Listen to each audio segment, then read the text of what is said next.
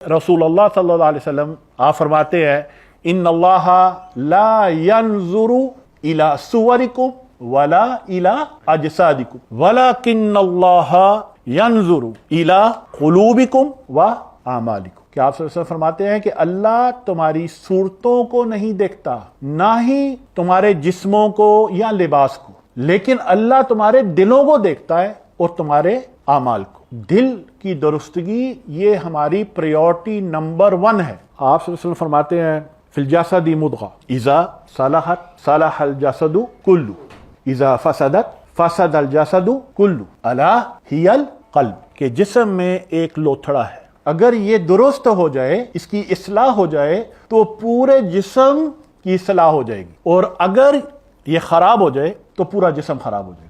और बिलाशुबा आप सल्लल्लाहु अलैहि वसल्लम ने फरमाया ये दिल ही है।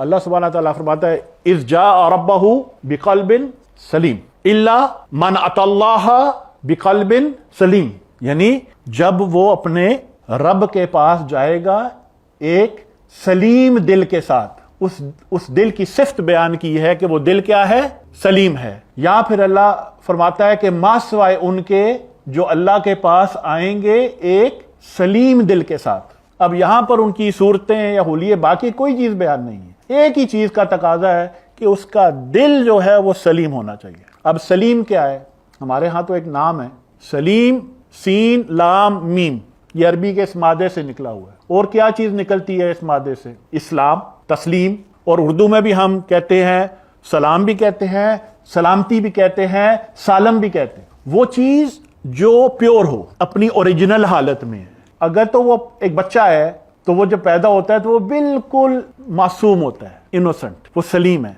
जब तक उसे दुनिया की हवा नहीं लगती ना, बच्चे मन के सच्चे। और जब ये दुनिया की हवा लगती है, शैतान, दुनिया, हवा और ये नफ्स, 7 नफ्स, ये इस दिल को तबाह कर देते। सो जो मेन चीज जिसके बारे में हमारे बुजुर्गान दीन जिस चीज पर वो फोकस करते हैं, जो उनकी अव्वल तरजीह है, वो है दिलों की इस्लाह।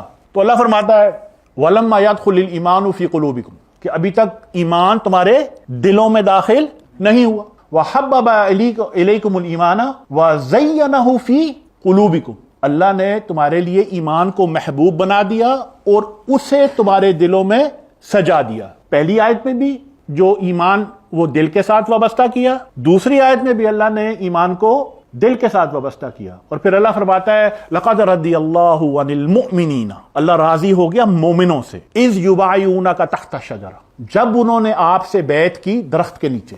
फ़अलिमा मा फी कुलूबिहिम, अल्लाह जानता है इनके दिलों में क्या है। ला युमिनु अहदुकुम हत्ता अकूना अहब्बा इलैहि मिन वालिदिही व वलदिही व नासी अजमाइन, तुम में से किसी में ईमान नहीं हो सकता जब तक मैं सल्लल्लाहु अलैहि वसल्लम आप उसे अपने वालिद, अपने बेटे और तमाम के तमाम इंसानियत से ज्यादा महबूब ना हो जाऊं। सो ईमान क्या है, मोहब्बत, अल्लाह के हबीब सल्लल्लाहु अलैहि वसल्लम की मोहब्बत का ही नाम ईमान है। यानी कि मसलन मैं दाढ़ी रख लेता हूँ और फिर उस दाढ़ी रखने से मैं अपने आप को बाकियों से ज्यादा मुत्तकी या मोमिन, मेरा दिल में ये बात आ जाती है कि भाई ये जो दाढ़ी मुंडा है ये तो गया और मैं अल्हम्दुलिल्लाह, ये बात। तो अल्लाह फरमाता है अलिफ लाम मीम ज़ालिकल किताबु ला रैब फीह हुदल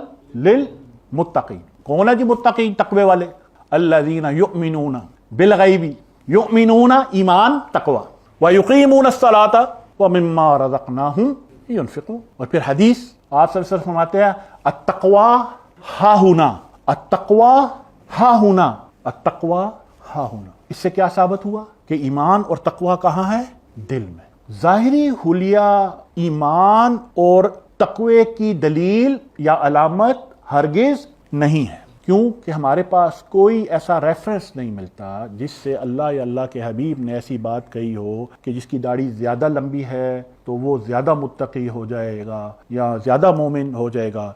ये मैं हरगिज़ नहीं कह रहा हूँ कि जो दाढ़ी रखने के हवाले से कोई बात जिनकी है वो एक मोहब्बत की अलामत है आप सल्लल्लाहु अलैहि वसल्लम से, और बहुत अच्छी बात है। अगर तो मोहब्बत उसमें शामिल है, जो सोर्स है اچھائی اور برائی کا وہ دل ہے۔ عموماً جب ہم خطابات سنتے ہیں تو ہماری بیماریاں ہمیں ضرور گنوا دی جاتی ہیں، پوری لسٹ ہمیں ماشاءاللہ بتائی جاتی ہے کہ یہ نہیں کرنا۔ انہوں نے کہا انہوں نے کہا چھوڑ دو، انہوں نے کہا کیسے؟ انہوں نے کہا بد نظری مت کرو، آنکھیں نیچی کرو۔ وہ چلے ٹھیک ہے جی، وہ تو ہمیں پتہ چل گیا، اب کیسے کرے؟ اب یہاں پر دل نے کام آنا ہے، کیونکہ اگر دل کو اس میں کراہت محسوس ہو، وَقَرَّحَ عَلَيْكُمُ الْكُفْرَ وَالْفُسُوقَ وَالْعِصْيَانَ أُولَئِكَ هُمُ الرَّاشِدُونَ، کہ اللہ نے کفر، فسق اور عصیان مطلب کھلم کھلی نافرمانی کو تمہارے لیے باعث کراہت بنا دیا۔ کہاں؟ دل میں۔ یہی ہے رشد والے، ہدایت والے۔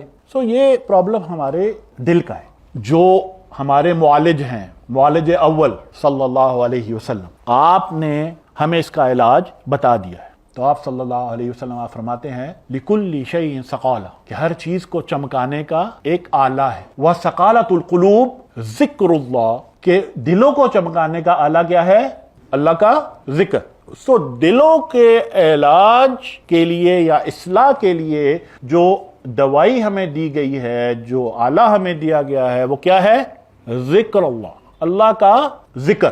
یا ایھا الذین آمنوا اذکروا اللہ ذکرا کثیرا، اے ایمان والو اللہ کا ذکر کرو کثرت کے ساتھ۔ کہ ایک بندہ کبھی بھی شیطان سے چھٹکارا نہیں پا سکتا ما سوائے اللہ کے ذکر کے ذریعے۔ آپ صلی اللہ علیہ وسلم نے اس حدیث کی ابتدا میں جو فرماتے ہیں میں تمہیں حکم دیتا ہوں کہ اللہ کا ذکر کرو کثیرا، کثرت کے ساتھ۔ اور پھر آپ صلی اللہ علیہ وسلم اس کی ایک مثال پیش فرماتے ہیں۔ آپ فرماتے ہیں مثل ذالک کمثل رجل طلبہ العدو سراعا فی عصری، کہ اس کی مثال ایسی ہے کہ ایک بندہ ہے جس کو اس کا دشمن تیزی سے اس کا پیچھا کر رہا ہے، حتی اتا حسنا حسینا، حتیٰ کہ وہ ایک مضبوط قلعے میں پہنچ جاتا ہے، فاحرز نفسہ فیہ، اور وہ اپنے آپ کو اس قلعے میں محفوظ کر لے۔ اور پھر آپ صلی اللہ علیہ وسلم فرماتے ہیں وَكَذَلِكَ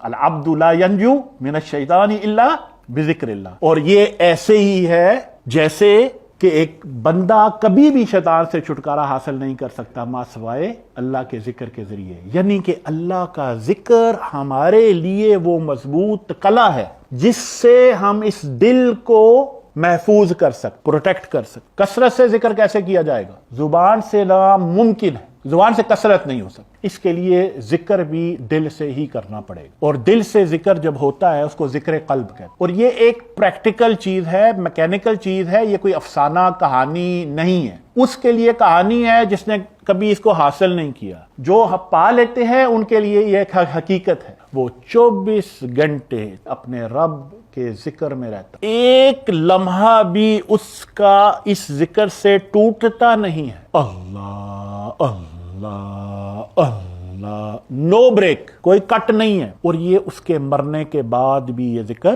جاری رہے، کیونکہ رب کا نام جب شروع ہو جائے تو وہ فنا نہیں ہو سکتا، وہ فانی نہیں ہے، وہ رک نہیں سکتا۔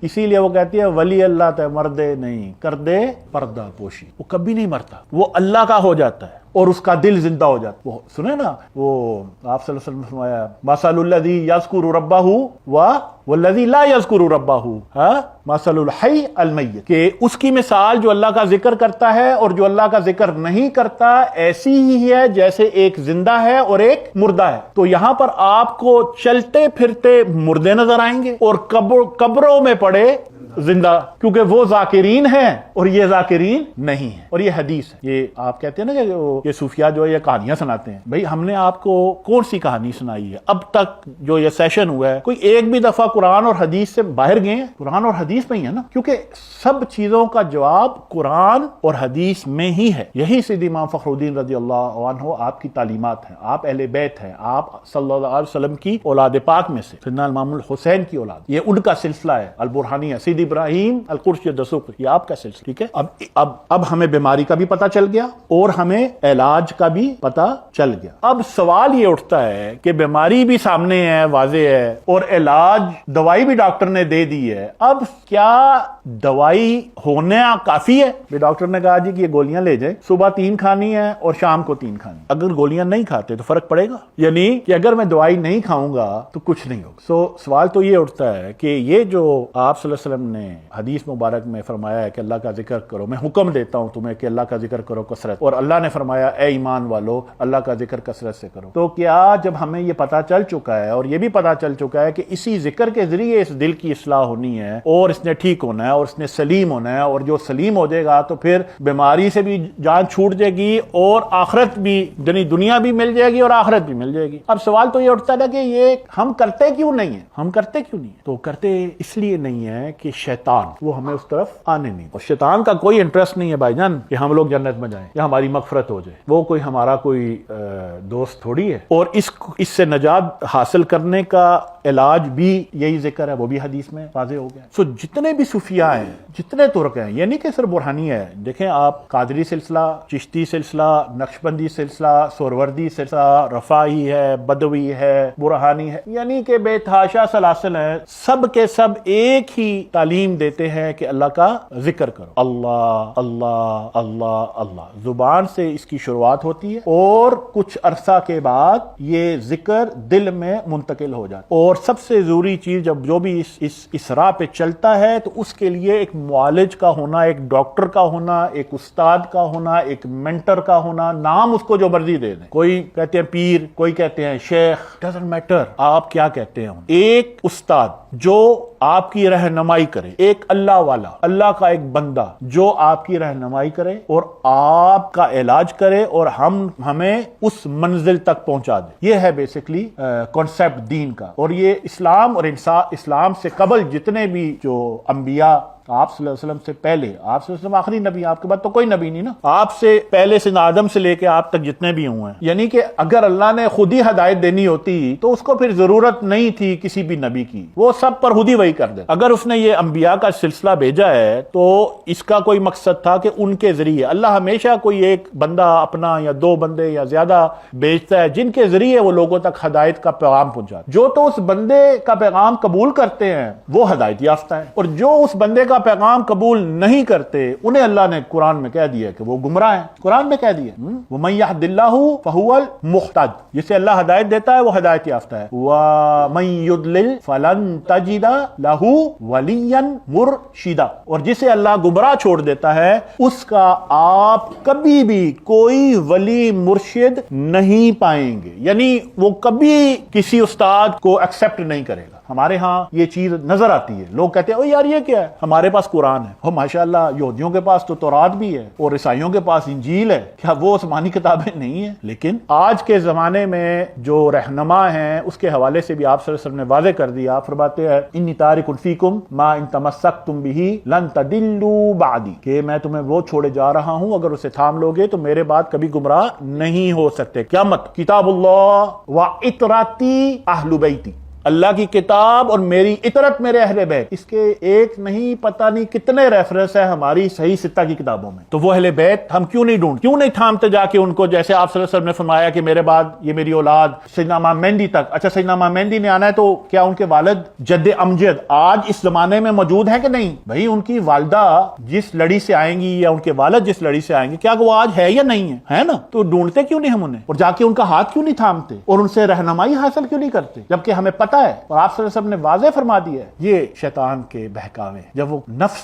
ہمارے کو کر دیتا ہے نا بھی تمہیں پتہ ہے میں علمی کتابی بن گیا ہوں، اور جب میں علمی کتابی بن گیا ہوں تو میں کہتا ہوں جی کہ مجھے کسی کی ضرورت ہی نہیں ہے، واہ میں تو خود کافی ہوں۔ بھائی جان اگر خود کافی ہوتے تو پھر یہ آپ صلی اللہ علیہ وسلم کے بعد نا یہ صحابہ کو کوئی ضرورت نہیں تھی بیعت کرنے کی سیدنا ابوبکر صدیق کے ساتھ، وہ کہا جی ہم نے ڈائریکٹ بیعت کی ہوئی ہے آپ صلی اللہ علیہ وسلم سے، ہمیں نہیں ضرورت۔ اور جو تابعین آئے تھے انہیں بھی کہہ دیتے کہ نہیں جی ہمیں نہیں ضرورت، اور جو تابعین مبلغین تھے وہ بھی کہتے تھے ہمیں نہیں ضرورت، لیکن یہ دین ایک سینہ با سینہ چلتا گیا ہے اور ہم تک یہ انہی اساتذہ کی وجہ سے۔ آپ کہتے ہیں جی امام ابو حنیفہ رضی اللہ عنہ، جی ہم نہیں ان کو مانتے، بھئی آپ نہ مانیں، بھئی ہم ڈائریکٹ آپ صلی اللہ علیہ وسلم سے لیتے ہیں۔ واہ، یعنی کہ جو امام ابو حنیفہ رضی اللہ عنہ آپ کے زمانے میں آپ نے کس سے لیا؟ اہل بیت سے۔ ان کے بعد امام مالک، انہوں نے کس سے یہ دین سیکھا؟ اہل بیت سے۔ امام شافعی اہل بیت سے، امام احمد اہل بیت سے، ان سب کے اساتذہ اہل بیت تھے اور انہوں نے ہم تک اس دین کو آسان کر کے پہنچایا، یعنی کہ جو ہم اپنی عقل کے مطابق سمجھ سکیں۔ اگر میں خود بیٹھ کے آج عقل کل بن جاؤں اور قرآن سے بیٹھ کے جو میری عقل مانتی ہے تو میں کچھ کہتے ہیں، انہیں کہا جی نمازہ تین نہیں، کیونکہ منو صرف تین لبیاں، پانچ نہیں ہے نا لوگ ہیں۔ تو جب آپ اس طرح کریں گے نا تو پھر آپ دین کو بگاڑ دیں۔ اور یہ جتنے بھی میں نے یہ سلاسل بتائے ہیں یہ سب ایک ہی ہیں، ان میں یہ چاہے قادری ہیں، نقشبندی، چشتی، جو بھی ہیں یہ ایک ہے۔ سیدنا عبد القادر جیلانی، بھائی میں برہانی ہوں لیکن سیدنا عبد القادر جیلانی سے مجھے محبت ہے، میرے محسن ہیں، میں آپ کو بیان نہیں کر سکتا کہ میرے لیے وہ کیا ہے۔ سیدنا محی الدین چشتی، داتا صاحب، پیر مہر علی شاہ صاحب، بری امام، یہ سب ہمارے محسن ہیں۔ اگر یہ بزرگ نہ ہوتے تو آج ہم مندروں میں گھنٹیاں بجا رہے ہو۔ سو ان کا ادب ہم پر واجب ہے ہم، ٹھیک ہے۔ اور بھائی کوئی اچھا نہیں کہہ سکتے تو کم از کم برا تو مت کہیں نا، اتنا تو آپ یعنی کہ کسی کا احسان مان سکتے ہو کہ یار ادب کا تقاضا ہے کہ چلو تمہارے پاس کوئی اچھا نہیں ہے تو چپ کر دو۔ تو یہ بیسیکلی ہے اس یہاں کی جو تعلیمات ہیں برہانیہ یا کسی بھی اہل تصوف جو ادارے ہیں، وہ یہ ہے کہ اندر کی صفائی کر، دلوں کی صفائی کر لے، دل دی صفائی جے دیدار چاہیے، تو جہان تو کی لینا، تینوں یار چاہیے۔